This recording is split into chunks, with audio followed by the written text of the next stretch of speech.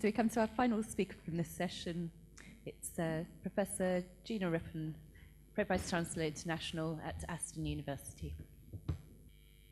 Bearing in mind I realise I'm the only person standing between you and lunch, I'll do my best to make this a micro version of this talk.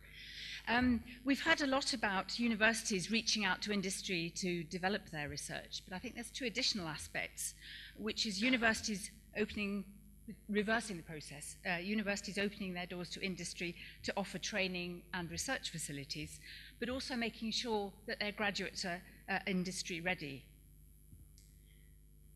Just briefly to mention, we heard a lot yesterday about the new model of higher education, of a university of the 21st century, with a focus on responding to economic drivers and producing work-ready graduates. Aston was founded in 1895 as a college of technology, with the principal aim of serving the needs of the emerging industrial powerhouse of Birmingham.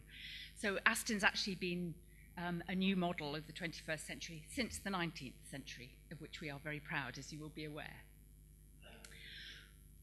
What I was going to talk about is really two particular aspects of developing connections between industry and universities, and that is with respect to welcoming industry into the university to help them, but also making sure our students are ready to work in industry. And I was going to give you a case study, but clearly there won't be time for that, so I'll just focus on the first two.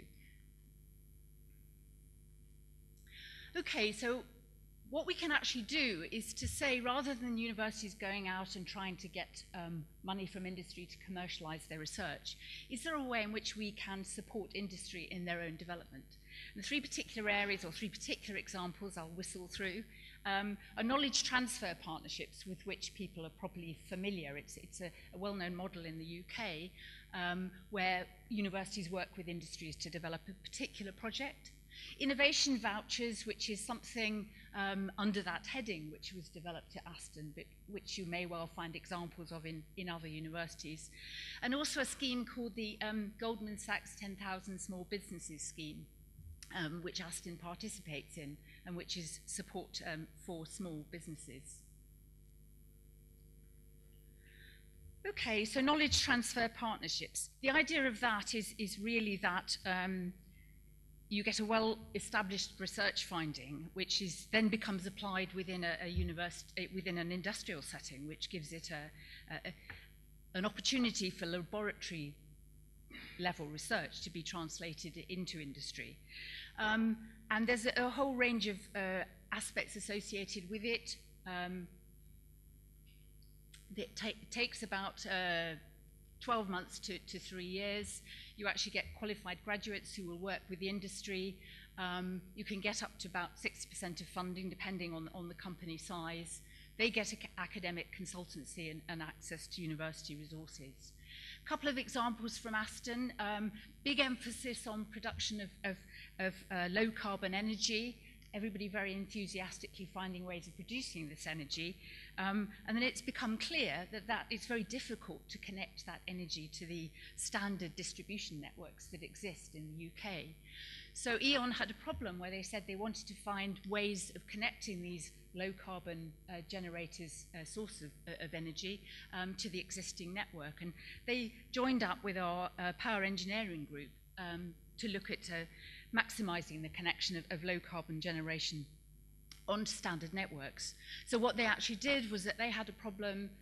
Aston came to Aston and said, can you sort out a way of investigating this? And we've had a very successful knowledge transfer partnership based on that. Another aspect is working with a group called the Insight Health Group.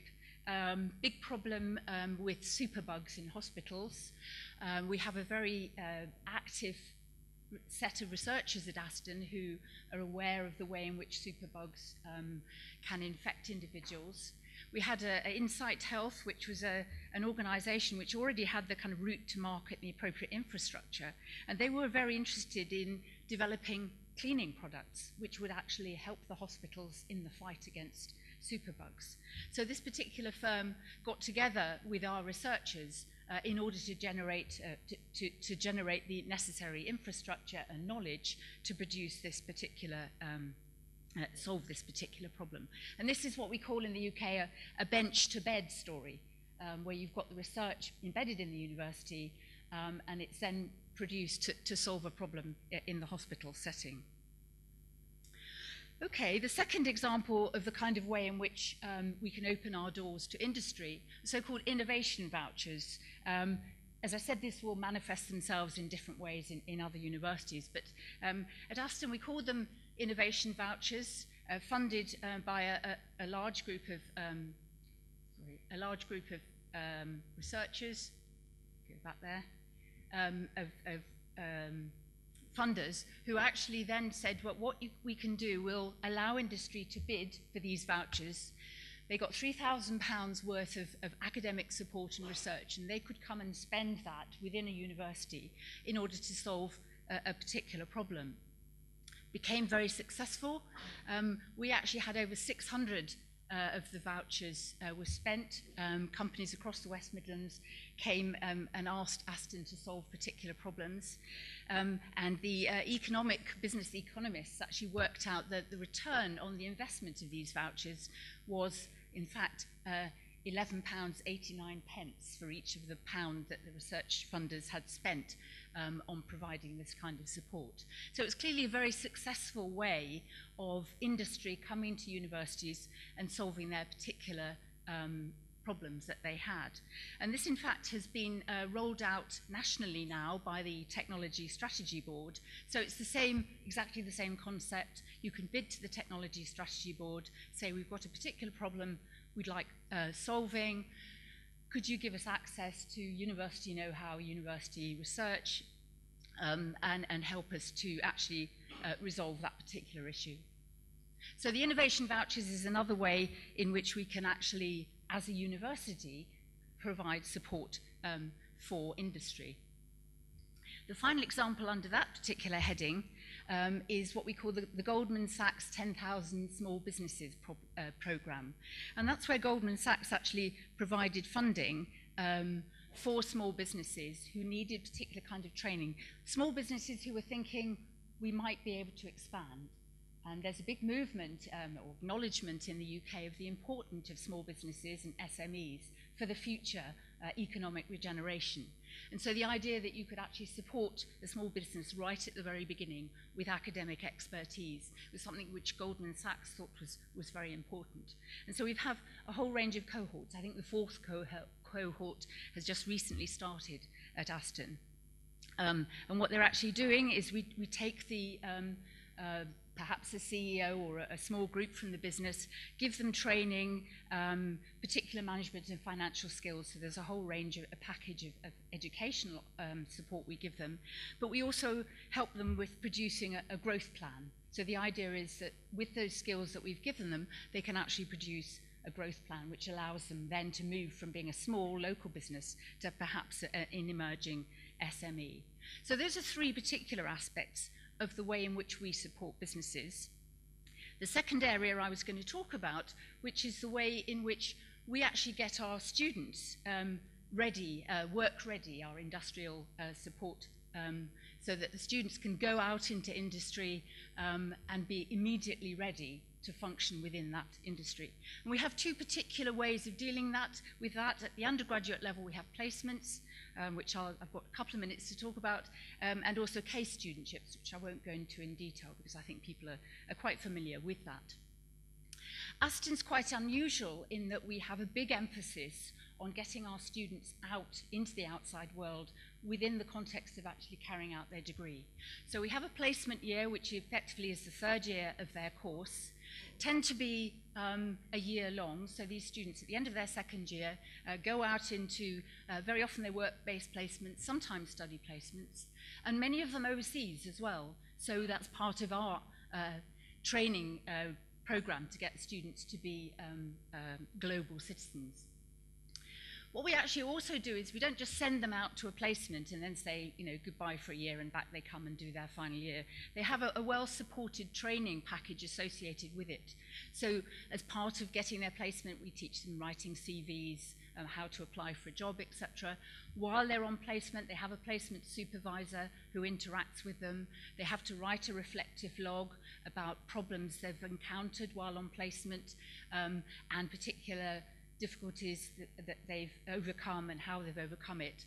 And then they have to actually describe that placement to the following year's cohort, so that they get that year gets an indication of what's available for them.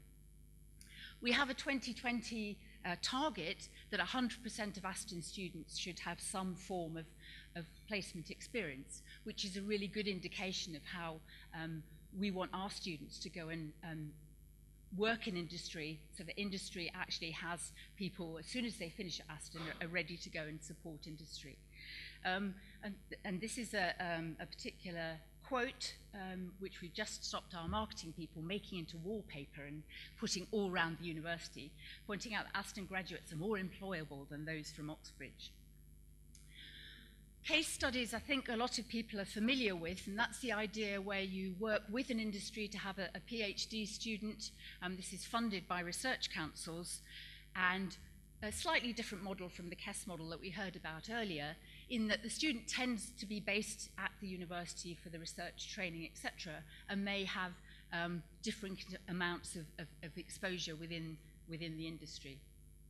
And so the idea of that is that the student, as a postgraduate, gets a lot of experience of industry. The industry gets experience of actually having a research student who's solving a particular problem. And the example here is of an environmentally friendly and biodegradable material. Now, as I've said, I'm going to skip over the case study that I was going to show you, which is a shame, because it's a very nice case study indicating how Aston has actually made infrastructure available for industry to come and investigate whether or not their particular problem can be solved. And this, just briefly, is about actually getting rid of waste products and generating a combined heat and power as an output of that. And if anybody wants to know any more about that, I'm sure I can tell you later. So just to finish then, as I said, what I've taken is a slightly different perspective. It's not universities going and saying, please commercialize our product. It's saying to industry, come and talk to us, we can help you, we can train you. And also saying to our students, the outcome of your degree is that you will be going to work in industry. So we make sure that they're ready for that industrial training. And hence our much vaunted strapline of highly employable graduates and exploitable research. And at that point, I could say a lot more, but I think I'd better finish. Thank you.